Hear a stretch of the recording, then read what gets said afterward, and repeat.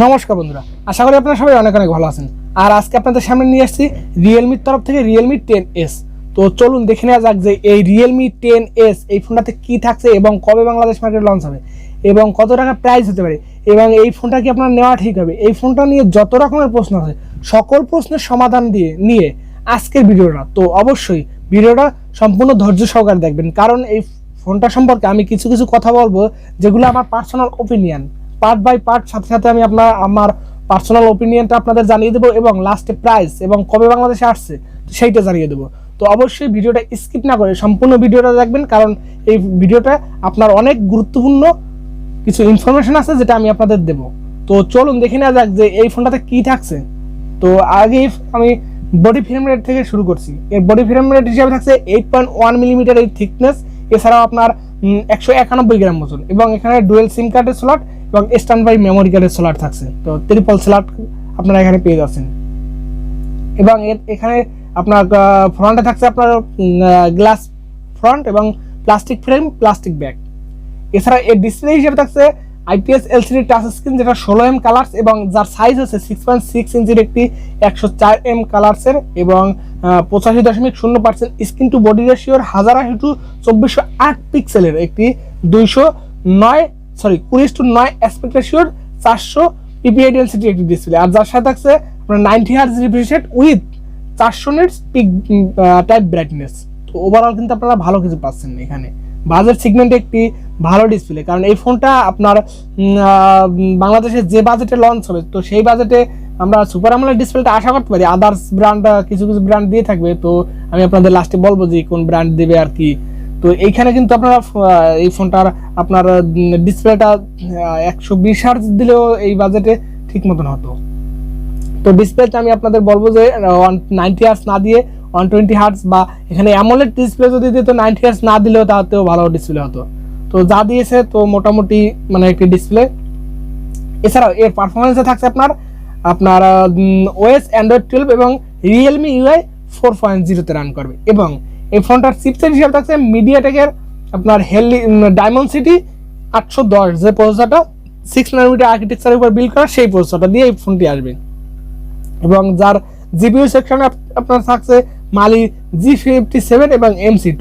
তো একটি মানে যে বাজেটের মানে ফোন আসবে সেই বাজেটে one of the best processor, কারণ 5G থাকছে এখানে আপনার 810 প্রসেসর। মিডিয়াটেকের খারাপ প্রসেসর না, ভালো প্রসেসর। তো এই বাজেট সেগমেন্টে এই প্রসেসর দিয়ে আপনারা অনায়াসে এই ফোনটা পারচেস করতে পারেন। এখানে 5G ফোন থাকছে, তো এখানে ফ্রি ফায়ার, অ্যাসফল্ট 9, COD মানে যত ধরনের গেম আছে পাবজি, সকল গেমগুলো আপনারা রান করতে পারবেন। তবে ফ্রি ফায়ারটা আপনারা হাইফার সেটিংসে হাই ফ্রেম রেটে খেলতে পারবেন এখানে। তো এই দিকটা আপনাদের রয়েছে। ফ্রি ফায়ার গেমিং যদি হয়ে থাকেন আপনারা অনায়াসে এই ফোনটি নিতে পারেন, কারণ এর আন্তর্জাতিক বেঞ্চমার্কটাও ভালো আছে। তো এই ফোনটি আপনার জন্য প্রসেসরের দিক থেকে ভালো প্রসেসর। এছাড়া এর মেমোরি কার্ড হিসেবে থাকছে আপনার 128GB এবং 256GB, আর র্যাম স্লট থাকছে একটাই যেটা 8GB, আর সাথে থাকছে আপনার 8GB পর্যন্ত র্যাম সাপোর্টেড। তো ওভারঅল কিন্তু ভালো পাচ্ছেন। আর এই প্রসেসরটা কিন্তু আপনারা যেটা রিয়েলমি ডেয়ার টু লিপ এই নামে দিয়ে যে X7 নাকি এরকম নাম নিয়ে যে ফোনগুলো আসছিল সেই ফোনে কিন্তু এই প্রসেসরটা ছিল, যার বাজেট প্রায় 30,000 টাকার মতো। এবং OnePlus-এর কিন্তু একটা ফোন আছে যে আপনার OnePlus আপনার মানে OnePlus একটা ফোন আছে যার দামও প্রায় 32-33,000 টাকার মতন। তো 32-33,000 টাকার প্রসেসর, যে প্রসেসর, তো সেই প্রসেসর দিয়ে এই ফোনটি আসবে এবং র্যাম ম্যানেজমেন্টটাও কিন্তু ভালো আছে এখানে। তখন আসে একটি ভালো ফোন আপনার জন্য হতে পারে।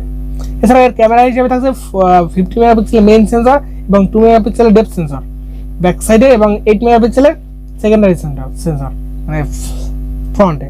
তো ওভারঅল কিন্তু ক্যামেরা এখানে 8 মেগাপিক্সেল না দিয়ে অন্তত 13 মেগাপিক্সেলের সেন্সরটা ব্যবহার করতে পারতো।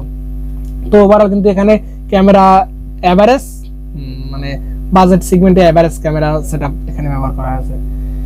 এবং এর সাউন্ড হিসেবে থাকছে dual storage speaker with 3mm jacket support থাকছে। এছাড়া কানেক্টিভিটি থাকছে আপনার ওয়াইফাই 6 এর সাপোর্টেড, ডুয়েল ব্যান্ডের হটস্পটের সাপোর্টেড, এছাড়াও আপনার ব্লুটুথ 5.2 এর সাপোর্টেড, NFC থাকছে না এবং USB type C port, OTG supported.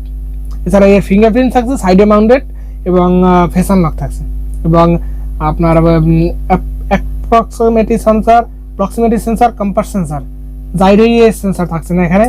এছাড়াও এর ব্যাটারি সেকশন থাকছে নন রিমুভেবল লিথিয়াম পলিমার একটি 5000 mAh এর ব্যাটারি, আর যার সাথে থাকছে আপনার 33 ওয়াটের ফাস্ট চার্জার। আর এই চার্জারটা দিয়ে আপনার 1 ঘন্টা 10 মিনিট সময় মতন ফুল চার্জ করতে লাগবে। তো ওভারঅল কেমন লাগলো কমেন্ট করে জানাবেন। এবং এর কালার হিসেবে থাকছে আপনার ব্ল্যাক ব্লু, দুইটা কালার ভেরিয়েন্টে আসবে। তো ওভারঅল যে কনফিগারেশন দিয়ে এই ফোনটি আসতে চলছে, এই ফোনটা যদি বাংলাদেশ মার্কেটে যেটা আপনার যেটা ধারণা করা হচ্ছে, যেটা 18 থেকে 20,000 টাকা বাজেট সেগমেন্টে এই ফোনটা লঞ্চ করা হবে, এবং যেটা 828GB এবং 8256GB 22,000 টাকার মতন প্রাইস সেগমেন্টে লঞ্চ করা হবে।